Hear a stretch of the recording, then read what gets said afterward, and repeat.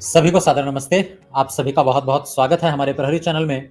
हम पढ़ रहे हैं महर्षि वाल्मीकि कृत रामायण का युद्धकांड और आज हम चर्चा करेंगे युद्धकांड के उस सेतु निर्माण के प्रकरण के बारे में। राम सेतु को लेकर के बहुत सारी अलग अलग बातें, अलग अलग धारणाएं समाज में प्रचलित हैं, जिनमें से कुछ धारणाएं ऐसी हैं कि राम सेतु को तैरने वाले पत्थरों से बनाया गया था। ये वो धारणा है जिसे आज कुछ लोग, क्योंकि राम सेतु इतना बड़ा पुल और अपने आप में एक बड़ा आश्चर्य है, इतने बड़े समुद्र पर कोई पुल कैसे बनाया जा सकता है। तो ये कहा जाता है कि उस समय तैरने वाले पत्थर हुआ करते थे जो आज भी उस क्षेत्र में कुछ मिलते हैं, उनसे संभवतः ये पुल बनाया गया हो। रामचरितमानस में जो विवरण मिलता है उसके आधार पर नल ने पत्थरों पर राम लिखवाया। उसमें भी अपनी एक कथा है कि पत्थर पहले तैर नहीं रहे थे, फिर पत्थरों पर राम लिखने के लिए कहा गया, वो पत्थर तैरने लगे। फिर उसमें से श्री राम ने स्वयं एक पत्थर पर राम लिखा और वो डाला, वो नहीं तैरा। बोले राम स्वयं राम लिखेंगे तो कैसे तैरेगा। ये भी कथा प्रचलित है।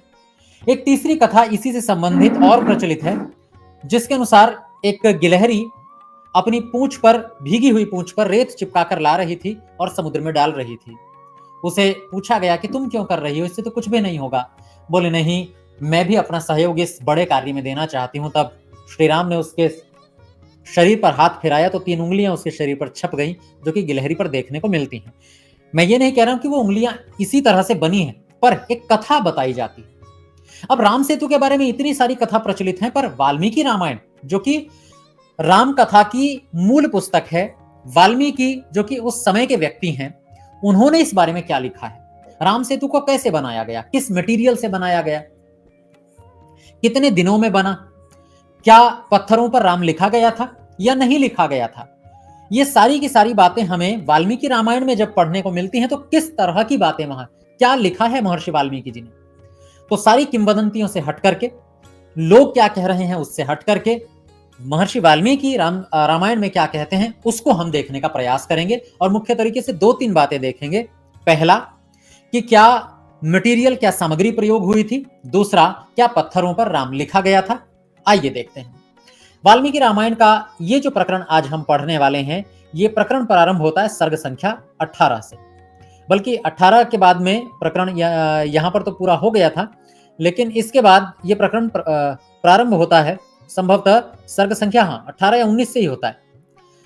जिस समय विभीषण आए तो लोगों की योजना थी, विशेषकर सुग्रीव की योजना थी कि इसको मार दिया जाए, क्योंकि ये शत्रु सेना का व्यक्ति है और अगर कोई शत्रु सेना का व्यक्ति यहां आए तो उसे जीवित नहीं छोड़ना चाहिए। और उसके बाद में शुकदूत को भेजा गया, रावण ने भेजा कि जाओ जाकर के सुग्रीव से कहो कि मैं तो उसका भाई लगता हूं। इतनी सारी बातें होने पर अब डेरा डाल करके बैठ गए सब लोग समुद्र किनारे की, समुद्र पर सेतु अब कैसे बने। अब सेतु बनाने का दायित्व जो है वो पूरा का पूरा आया नल के कंधों पर। सर्ग संख्या 22 में सुझाव दिया श्री राम को कि विश्वकर्मा के पुत्र नल हैं और वो सेतु निर्माण का कार्य जानते हैं। अरे आपकी सेना में इंजीनियर बैठे हुए हैं, आप चिंता में पड़े हुए हैं कि कैसे सेतु बनेगा। नल को बुलाया गया, नल से पूछा गया कि भाई क्या आप सेतु बनाना जानते हो, पुल बनाना जानते हो। नल ने कहा बिल्कुल जानते। तो पहले क्यों नहीं बताया। पहले इसलिए नहीं बताया कि अपने मुंह बड़ाई करता तो पता नहीं मानते कि नहीं मानते, पर अब किसी और ने कहा है तो मान ही लोगे।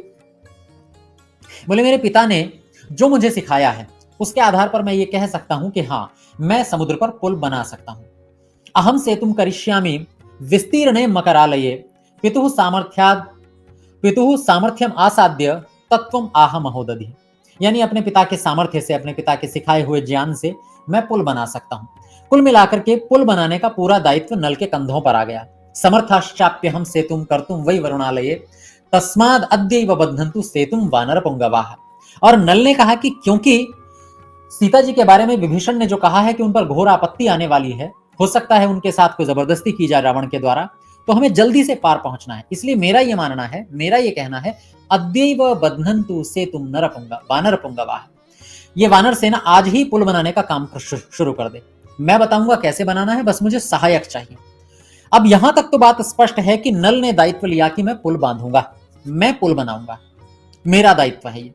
और पुल का निर्माण भी आज ही से प्रारंभ होना चाहिए। ये वही दिन है जब शुक नाम का गुप्तचर रावण ने भेजा हुआ है। तो बोले आज ही सेतु निर्माण का काम प्रारंभ करेंगे। अभी शुक नाम के दूत को, गुप्तचर को वानर सेना ने पकड़ रखा है, सुग्रीव ने पकड़ रखा है, मारा नहीं है उसे, पर बंदी बनाया हुआ है। अब सेतु निर्माण का काम प्रारंभ हुआ। प्रश्न, क्या मटेरियल लगा था उसमें? देखिए, पत्थर उसमें आज मिलते हैं लेकिन वो तैर नहीं रहे हैं। जो कि आर्कियोलॉजिकल सर्वे से जो तथ्य सामने आए हैं वो ये कि हां, नीचे पुल जैसा स्ट्रक्चर है और वो स्ट्रक्चर सैटेलाइट की इमेजेस से भी स्पष्ट हो गया है। सैटेलाइट से जो फोटो लिए गए हैं उनसे स्पष्ट रूप से सेतु दिखाई देता है, पुल दिखाई देता है। लेकिन जो कहा जाता है कि पत्थर तैरने लगे, वो तैरते पत्थर आज नहीं है, वो दरअसल अभी नीचे डूबे हुए हैं, उनके ऊपर पानी है। पिछले दिनों एक फिल्म बनी थी, उसमें दिखाया गया कि किस तरह से तैरता हुआ पत्थर वो लेकर के आए नीचे से। पर तैरता हुआ पत्थर, हां, कुछ पत्थर वहां पर ऐसे मिले हैं जो तैरते थे, पर वाल्मीकि रामायण में क्या लिखा है? क्या तैरते पत्थरों से इसका निर्माण हुआ है? और दूसरी बात, क्या पत्थरों पर राम का नाम लिखने के बाद वे तैरने लगे?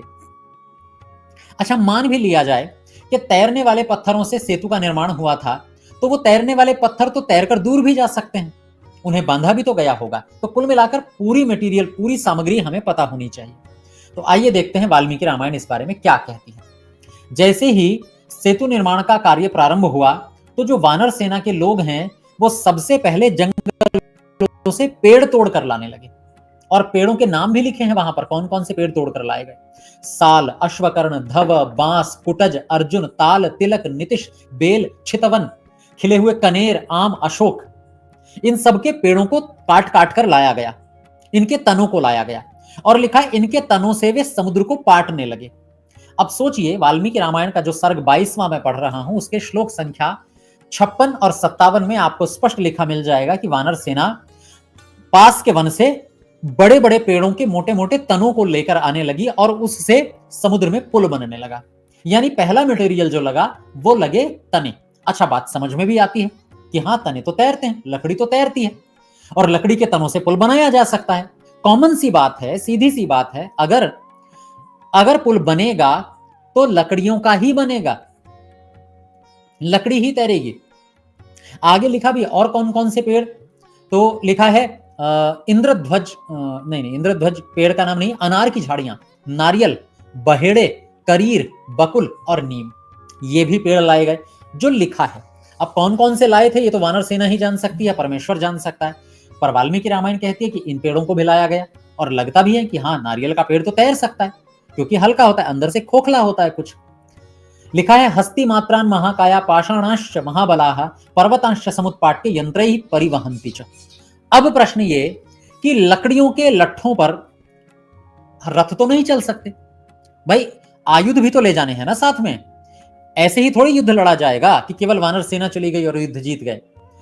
कुछ आयुध, कुछ अस्त्र शस्त्र वो भी तो ले जाने पड़ेंगे ना। तो यानी परिवहन के लिए, जिसको हम कहते हैं रथ आदि भी पार गए होंगे। अब उसके लिए क्या किया जाए? पेड़ के तने मोटे मोटे, उन पर रथ नहीं जा सकता, तो अब क्या किया गया? तो लिखा है आगे, हस्ती मात्रान महाकाया पाषाणांश महाबला, बड़े बड़े पर्वत भी थे पास में, उन्हें तोड़ा गया और उन पर्वतों की सपाट शिलाओं को लाया गया। पर्वतांश समुत्पाट्य, और कैसे लाया गया उन पत्थरों के टुकड़ों को? यानी जो पेड़ के तने हैं उन्हें रस्सी से बांधा जाएगा, उस रस्सी को किनारे कहीं गाड़ा जाएगा, उनको रोकने के लिए पत्थर चाहिए। दूसरा, सपाट शिलाएं कुछ चाहिए ताकि पार कुछ जा सके, रथ आदि चल सके, और भी जो तरीका उसके लिए पत्थर तो चाहिए। इधर और उधर रस्सियों से उस पुल को रोकने के लिए पत्थरों में बांधनी पड़ेगी। तो उन पत्थरों को कैसे लाया गया? तो कह रहे हैं समुत्पाट्य यंत्रैः परिवहन्ति च, यंत्रों से लाया गया। अब ध्यान देने की बात यह है कि हम जो कल्पनाओं पर चलते हैं, ध्यान देने की बात यह है कि हम जो कुछ भी सोचने लगते हैं कि ये होता होगा, कुछ लिख दिया होगा पत्थर पर इसलिए पुल बन गया होगा, श्री राम ने धनुष निकाला होगा, समुद्र डर गया होगा, उसने जाने का रास्ता दिया होगा, ये जो बातें हम बाद में आने वाले शास्त्रों में या मिलावट में देखते हैं, ऐसा कुछ भी नहीं है। उस समय यंत्र हुआ करते थे, ऐसा वाल्मीकि रामायण में लिखा है कि बड़े बड़े पत्थर के टुकड़ों को यंत्रों से लाया गया। अब वो यंत्र कुछ भी हो सकते हैं। आप चलो मत मानिए कि आज की जेसीबी की तरह कोई मशीन अलग तरह की होती होगी या कुछ और होता होगा, पर कुछ तो होता होगा ना। भले ही आप उसे बड़ी बड़ी बैलगाड़ी क्यों ना मान लें, पर कुल मिला के यंत्र तो होते थे।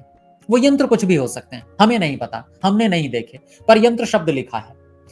श्लोक संख्या भी बता देता हूं, श्लोक संख्या 60। 22वें सर्ग की। लिखा यंत्रैहि परिवहन्ति थे, यंत्रों से उन्हें ढो करके लाया गया। तो जो अस्त्र शस्त्र भी गए होंगे लंका तक, वो यंत्रों से गए होंगे, उसके लिए कुछ चीजें होंगी परिवहन की। इसका मतलब रामायण के समय में यंत्र थे, कैसे थे, क्या थे, इसका कोई चित्र नहीं मिलता, बस थे इतना हमें पता चलता है। तो कुल मिला के किन चीजों से बना सेतु? तो कहते हैं पत्थरों और जो समुद्र पेड़ के तने हैं उनकी सहायता से। पेड़ के तने क्योंकि वो तैरते हैं, और पत्थर के टुकड़े उसको रस्सी से बांधकर रोकने के लिए, उसे स्थिर रखने के लिए, और समतल पुल को समतल बनाने के लिए, ताकि उस पर परिवहन हो सके, गाड़ियां चल सके। अब बड़ी बड़ी शिलाएं तोड़कर वहां लाई जाने लगी। नल के निर्देशन में सेतु का निर्माण प्रारंभ हो गया, यानी कि नल आगे आगे चल रहे थे और वो बता रहे थे अब इतना बड़ा तना यहां डालना है, अब यहां डालना है और यहां डालना है, और वानर सेना लाती आ रही थी। अब प्रश्न ये कि सेतु कितने दिनों में बनकर के तैयार हो गया होगा? रामायण इस बारे में क्या कहती है? तो सेतु बनने में 5 दिन का समय लगा। राम सेतु बनने में, आज हम उसे राम सेतु कहते हैं, उस समय तो राम सेतु नहीं कहा जाता होगा। 5 दिन का समय लगा, और हर दिन का विवरण लिखा है कि किस दिन कितने योजन का पुल निर्माण हुआ। तो कहते हैं पहले दिन 14 योजन लंबा पुल बना। वाल्मीकि रामायण में सब कुछ लिखा हुआ है 22वें सर्ग में युद्धकांड के, कि पहले दिन 14 योजन लंबा पुल बना, दूसरे दिन 20 योजन लंबा, तीसरे दिन 21 योजन लंबा, चौथे दिन 22 योजन लंबा, 5वें दिन 23 योजन लंबा। तो यानी कि 5 दिन में पुल बनकर के पूरा हो गया। पहले दिन 14 योजन, दूसरे दिन 20 योजन, तीसरे दिन 21, चौथे दिन 22 और 5वें दिन 23। अब जोड़ लीजिए 14, 20, 21, 22, 23। तो अगर हम इस तरह से जोड़ते चलेंगे तो कुल मिलाकर के 100 योजन पूरा हो जाएगा। 23, 22, 21 और 20 कुल मिलाकर के हो गया 86 योजन, और एक दिन में बना था 14 योजन। तो 86 और 14 कुल मिलाकर के 100 योजन हो गया। ये 100 योजन का पुल 5 दिन में बनकर के तैयार हो गया। और जैसे ही पुल बनकर के तैयार हो गया, क्योंकि विभीषण साथ में है और वो जानते हैं कि क्या हो सकता है, या कोई भी, उन्होंने बहुत युद्ध देखे हैं, वो रावण और उसकी युद्ध नीति से भी परिचित हैं। वो जाकर के युद्ध सेतु के उस छोर पर खड़े हो गए जो छोर लंका से मिलता था, और छोर पर खड़े होकर उन्होंने कहा कि आप लोग पुल को स्थिर कीजिए, बांधिए इसे, बड़ी बड़ी शिलाओं से बांधिए ताकि ये हिले ना, और मैं इसके किनारे खड़ा हूं इसलिए कि कहीं कोई शत्रु पक्ष का व्यक्ति आकर के पुल को तोड़ने का प्रयास न करे, क्योंकि अब तक रावण को निश्चित रूप से सूचना मिल गई होगी कि पुल बन रहा है और बन चुका है, और वो निश्चित रूप से इसे तोड़ने के लिए भेजेंगे। लेकिन मैं खड़ा हो जाता हूं अपने कुछ सहयोगियों को लेकर के, पुल को मैं हाथ नहीं लगाने दूंगा किसी को। वहीं दूसरी ओर जहां तक सेना है वहां श्री राम खड़े हुए हैं, कुछ दूरी अभी बाकी है, क्योंकि अभी तो पुल बन रहा है ना, तो आगे तो वानर सेना है और पीछे पीछे श्री राम सुग्रीव आदि हैं। तो अभी वे लंका से दूर हैं। लंका से दूर हैं तो क्या पैदल चल करके जाएंगे? तो सुग्रीव ने सुझाव दिया कि आप पैदल चल करके ना जाएं, बल्कि हनुमान और अंगद दोनों बलशाली हैं, आप थक जाएंगे, आपको युद्ध लड़ना है और आपको स्फूर्तिदायक रहना है। तो आपको अगर बिल्कुल ठीक तरोताजा रहना है तो आपको थकना नहीं है। तो एक काम कीजिए, आप हनुमान और अंगद के कंधे पर बैठ जाइए। वैसे हमने चित्रों में देखा है कि हनुमान जी के कंधों पर ही श्री राम और श्री लक्ष्मण दोनों बैठे हुए हैं, पर ऐसा नहीं है। वाल्मीकि रामायण के अनुसार श्री राम हनुमान जी के कंधे पर बैठे और लक्ष्मण जी अंगद के कंधे पर बैठे, और दोनों ने एक एक को कंधों पर बैठा करके लंका तक ले जाना शुरू किया। लंका पहुंच जाते हैं, लेकिन उसके बाद श्री राम क्योंकि युद्ध नीति में निपुण है, वो सबसे पहले सेना तक पहुंच करके एक नियम बनाते हैं, और वो कहते हैं कि अब हमें सेना को विभाजित कर देना चाहिए, सेना को कई भागों में बांट देना चाहिए। लक्ष्मण जी कहते हैं बिल्कुल ठीक, हम बांट देंगे, लेकिन इससे पहले एक बार लंका देख ली जाए। लंका की ओर चल पड़ते हैं, लंका को देखते हैं। लंका दिखाई दे रही है एक छोटी सी पहाड़ी के ऊपर, जो लंका का मतलब है जो पहले नगरी हुआ करती थी, छोटी, बीच में महल होता था, आसपास लोगों के रहने का स्थान होता था। तो उस पहाड़ की छोटी सी चोटी पर लंका नगरी बसी हुई है, मानो आकाश में दिए जल रहे हो रात को बहुत सारे, क्योंकि रात के समय पहुंचे हैं तो रात का वर्णन वहां पर मिलता है। अब सेना को चार नहीं बल्कि अधिक भागों में बांटा गया, 5-6 भागों में बांट दिया गया। सबसे पहले सेना का मध्य भाग तय किया गया कि सेना का मध्य भाग कौन सा होगा। तो बोले अंगद और नील दोनों मिलकर के सेना के मध्य भाग को संभालेंगे और अपनी सेना को लेकर के चारों ओर अपने अलग अलग सेना रखेंगे और बीच में स्वयं खड़े हो जाएंगे। मध्य भाग हो गया। फिर कहा सेना का दायां भाग कौन संभालेंगे? दाहिनी टुकड़ी को ऋषभ नाम के सेनापति हैं वो संभालेंगे। बाएं भाग को गंधमादन नाम के सेनापति हैं वो संभालेंगे। सामने श्री राम और लक्ष्मण ने कहा सामने हम दोनों रहेंगे सामने की टुकड़ी में और हम उसका नेतृत्व करेंगे। कुक्षी भाग अर्थात बीच का भाग, बीच से थोड़ा सा पीछे का भाग, उसे जांबवान, सुषेण और वेगदर्शी, इन 3 सेनापतियों को उस कुक्षी भाग की टुकड़ी की दायित्व जिम्मेदारी दी गई। और सबसे पीछे का भाग सुग्रीव को दिया गया कि सबसे पीछे आप रहेंगे, आप उस टुकड़ी का नेतृत्व करेंगे।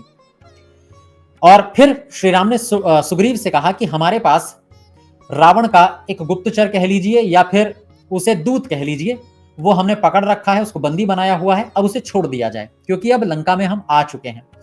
अब ये क्या सूचना देगा? अब तो वैसे ही रावण को सारी सूचना मिल गई होगी, इसे छोड़ दिया जाए। शुक को छोड़ दिया गया और शुक दौड़ा दौड़ा सबसे पहले अपने स्वामी रावण के पास गया और जाकर के बताया। रावण ने पूछा क्या सूचना, इतनी देर से क्यों आए हो? बोले सूचना क्या है, पूरी सेना आपके द्वार पर खड़ी है। यद्यपि रावण को भी पता है कि सेना द्वार पर आकर के खड़ी हो गई, पुल बन गया है, लेकिन रावण को फिर भी सुनकर के बड़ा क्रोध आया, बड़ा गुस्सा आया। क्रोध आया कि मेरे द्वार तक, मेरी लंका के द्वार तक कोई सेना, असंभव है। लगता है राम को अपने बाणों का स्वाद चखाना पड़ेगा। अब तक उन्होंने मेरे बाण नहीं देखे, नहीं तो वो लंका में आने का दुस्साहस न करते। ये उसका गर्व है, ये उसका घमंड है, अहंकार है, अभिमान है। अब यहां के बाद, क्योंकि इतना प्रकरण तो हमें समझ में आ गया कि सेतु कैसे बना, तो किस मटेरियल से बना? लकड़ी के पेड़ के तनों से बना और पत्थरों से बना, 2 चीजों से बना। क्या उस समय इतने बड़े पत्थरों को, लकड़ियों को लाने के लिए कुछ था? हाँ, यंत्र थे, मशीनें थी। किस तरह की थी नहीं पता, पर मशीनें थी। क्या पत्थरों पर राम लिखा गया? तो वाल्मीकि रामायण में ऐसा कुछ नहीं मिलता कि पत्थरों पर राम लिखा गया और तब उन्हें समुद्र में डाला गया, वो तैरने लगे। नहीं, ऐसा कोई वर्णन वाल्मीकि रामायण में नहीं मिलता। रामचरितमानस में मिलता है। रामचरितमानस जो कि बहुत बाद में, अब से कुछ ही 100 वर्ष पहले लिखी गई है। तो अगर हम वाल्मीकि रामायण को प्रामाणिक माने तो लकड़ी के तनों से पुल बनाया गया, उन तनों को आपस में रस्सियों से बांध करके समुद्र के एक ओर बड़े बड़े पत्थर की चट्टानें रखी गईं और उनसे उन रस्सों को बांधा गया, पुल स्थिर किया गया और मशीनों के द्वारा यह सहायता ली गई। तो ये पुल बनने की प्रक्रिया है और केवल नल का विवरण आता है, नील का नाम इस सेतु निर्माण में नहीं आता है।